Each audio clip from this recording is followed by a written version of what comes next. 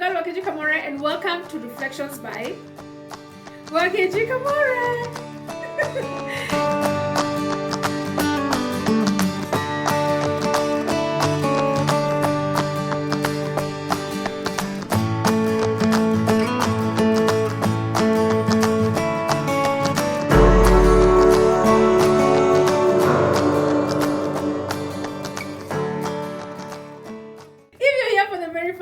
We are doing a Bible summary, chapter by chapter of every book of the Bible. We are in the book of Judges. Today we are going to be covering Judges chapter 4.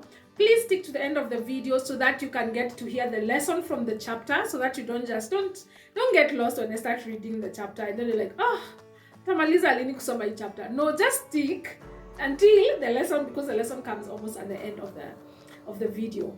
Please also remember to subscribe and to hit the notification bell so that you do not miss the next upcoming chapters. If you've been here before, keep coming back, because I know that the Lord is working on you as you listen to his word. So today I'm going to be reading the chapter, which is chapter 4. I'm going to be reading it word for word, and I'm going to be reading it from the NLT version. Sorry guys, let me open the NLT version. I don't know what version this is that I have on.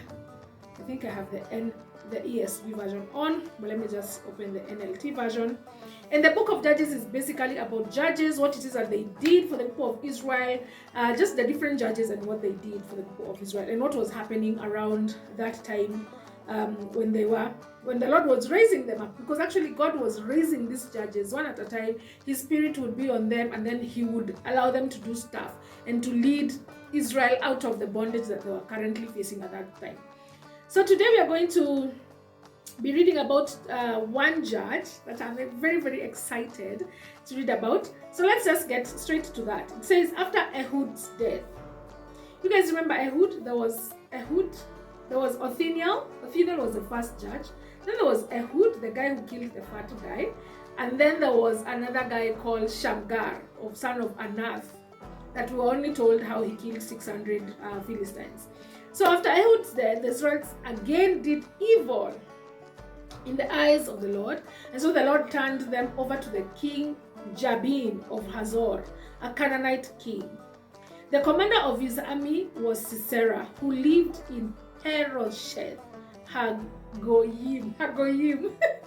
Sisera, who had 900 iron chariots, ruthlessly oppressed the Israelites for 20 years. That's a whole lot of years. Like the others were like 7 years, 8 years, but this one's 20 years.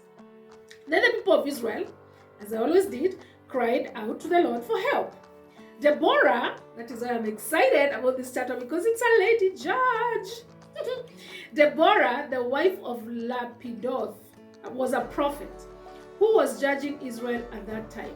She would sit under the palm of Deborah between Ramah and Bethel in the hill country of Ephraim, and the Israelites would go to her for judgment. One day, she sent for Barak, son of Abiniom. That sounds like a Nigerian name. Barak, son of Abiniom. So she just basically like summoned this guy who lived in Kadesh in the land of Naphtali. She said to him, "This is what the Lord, the God of Israel, commands you. Call out 10,000 warriors from the tribes of Naphtali and Zebulun at Mount Tabor, and I will call out Sisera, the commander of Jabin's army, along with his chariots and warriors to the Kishon River. There I will give you victory over him." And then Barak told her, "I will go, but only if you go with me." I get that this could be like, those things of, was Barak scared? But imagine, he had every right to be scared. This commander, whose name was Sisera, had 800 chariots, and he had warriors.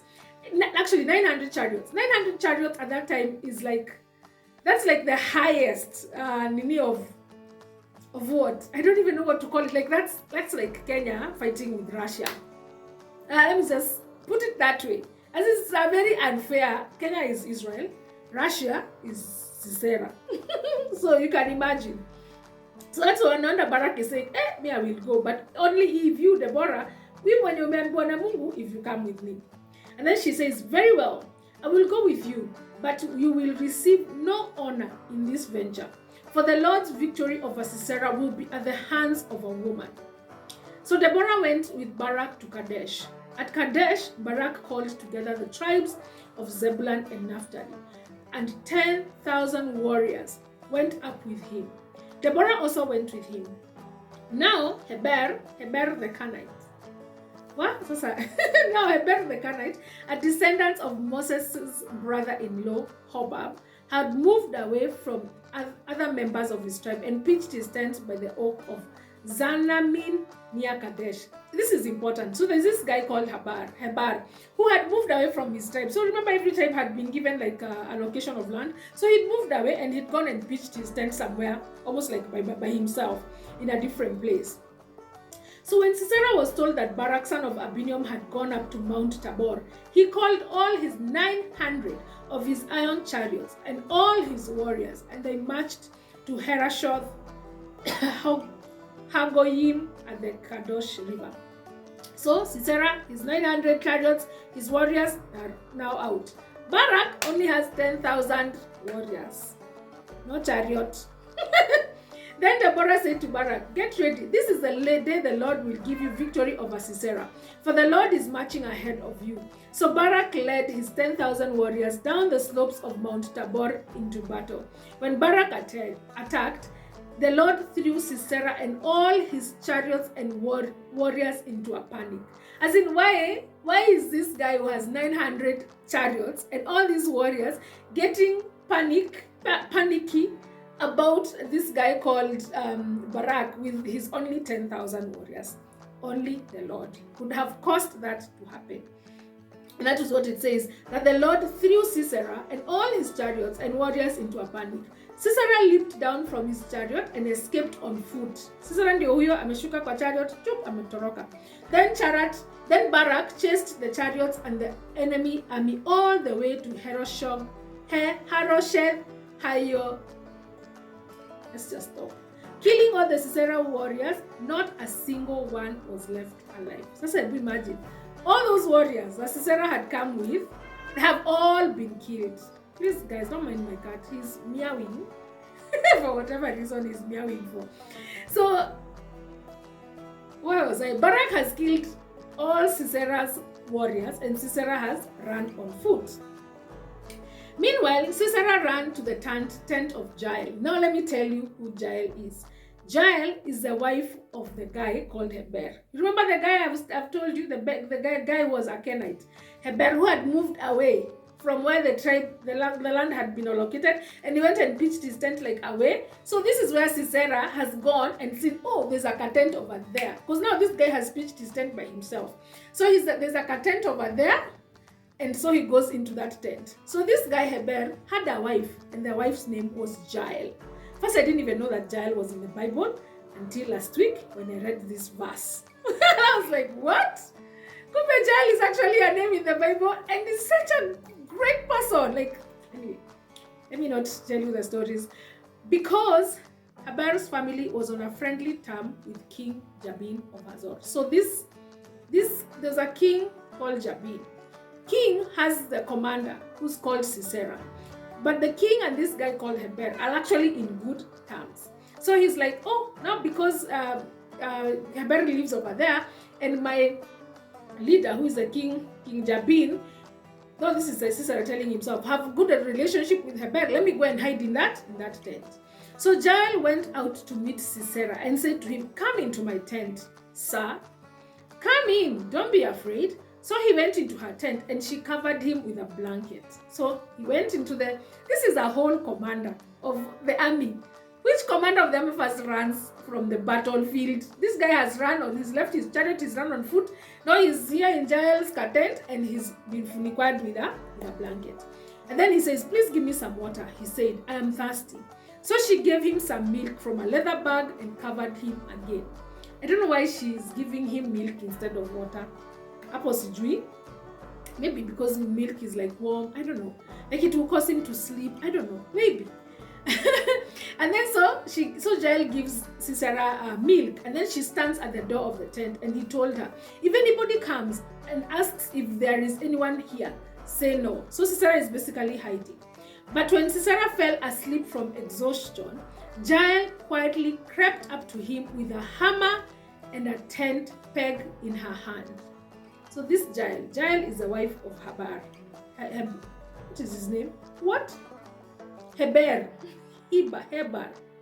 So Jael waits for the guy to sleep. So the guy sleeps, and then Jael takes a peg of the tent and a hammer and creeps slowly to where this guy is sleeping. Then she drove the tent peg through his temple into the ground, and so he died. She's like, die, you guy.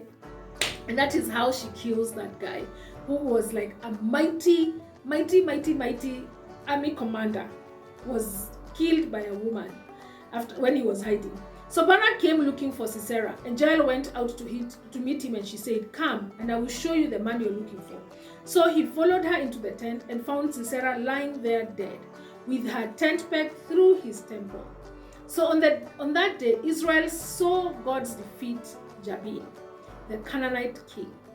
And from that time, Israel became stronger and stronger against King Jabin until they finally destroyed him. So now remember, this king has lost his commander of the army. So after some time, the Israelites just became stronger and stronger and actually defeated him, and they destroyed him completely.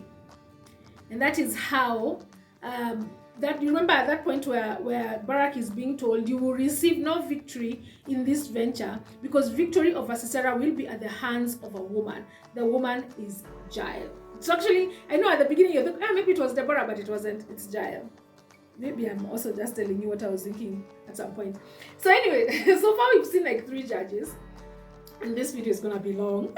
We've seen like 3 judges. We've seen Othniel, we've seen Ehud, we've seen Shamgar, and now in this chapter we get introduced to the first lady judge by the name of Deborah. And Deborah would sit under the palm tree, just minding her own business, doing the things that she used to do, because she was a prophetess, and she was a judge. And the people of Israel would come, and she would just do her job, which was to judge. So while going through about her business, God gave her a message promising victory for the people of Israel. And she told her, message, you have to give it to Barak. You have to tell Barak to do this and this and this. So she called Barak to deliver the message. One of the things that we see in this chapter is that Deborah did not overstep the boundaries of her calling. It would have been very easy for Deborah to decide, you know what, now it is my chance to not just be a prophetess and a judge, but to also be an army commander. This would have been like her chance to say, you know what, I can also command the army. See, God has told me that there's going to be victory, and it's going to be given by a woman's hand. Maybe she would even have thought it was her, and now gone and decided to also be an army commander. And I like that, because she did not overstep the boundaries of her calling. When God instructed her to send for Barak, she did that. Her calling was to be a prophet and to be a judge, not to be an army commander. Likewise, we should serve God in his church and in his kingdom according to the callings and the giftings that he has given each one of us. We all don't have the same giftings, we all don't have the same callings, and we all don't do the same things. This reminds me of Romans chapter 12, verse 6 to 8, which says, we have different gifts according to the grace given to each of us. I like that, grace given to each of us. There's a friend of mine who's a psychologist, and trust me, I don't have the grace that he has. I do not have that grace to sit down and listen to people. No. We have different gifts according to the grace given to each one of us. If your gift is prophesying, then prophesy in accordance with your faith. If it is serving, then serve. If it is teaching, then teach. Then teach. If it is to encourage, then give encouragement. If it is to give, then give generously. If it is to lead, do it diligently. And if it is to show mercy, do it cheerfully. Something interesting also happened here. Barak, who was the commander of the army, wouldn't get any recognition, would not get any glory, would not get any honor from this whole venture. It would go to not just another person, but a woman. Me, I don't even know how that sat well with Barak. I'm less like, that must have been a difficult thing to go through, because first, power and recognition and glory and all those things must have been a very big currency to just have at that time, and not just to defeat any other nation. It was to defeat Sisera, who had 900 chariots. Like, let's assume I am the commander, and now we are going to fight against Russia, and then we win, we actually defeat Russia, and then I don't get any recognition. Like, it's not just any other battle. This was a very imbalanced battle, and there was victory, and he wasn't going to get any recognition of it, and he knew that even beforehand, before he went. But the thing that I find that interesting is that first he just obeys. He says, okay, this is what God said, this is what we are going to do. So he just obeys what it is that God had requested him to do. And then on top of that, and the fact that he doesn't get recognition at that time, he is actually written in the Hall of Faith. The Hall of Faith is found in Hebrews chapter 11. This is where Akina Enoch are, the man who walked with God until he was no more. This is where Akina Abraham, this is where Akina Abel are written. This is where about Isaac, about Moses, about Joshua.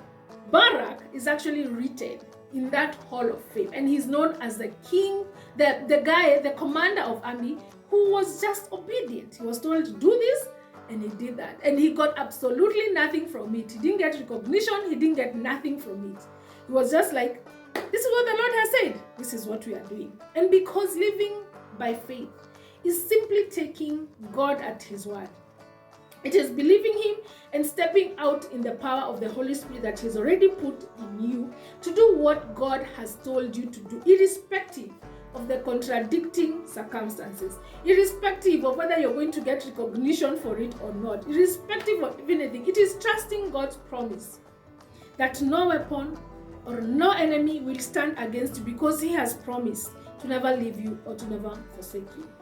My prayer is that, number one, that you will serve God in your calling, in your gifting and the grace that God has given you, without wanting to, pick more. You want to take more so that you can get recognition, without wanting to cross boundaries. Just serve in the space that God has given you, in the gifting and the callings that God has given you, in the graces that God has given you, just like Deborah did. Number two, that you will step out in faith, and that you will be obedient, whether you are receiving recognition or not, whether you're getting paid or not, that you will just be an obedient person who steps out in faith, just like Barak did. This is your girl, Wakeji Kamore, and this has been Reflections by Wakeji Kamore.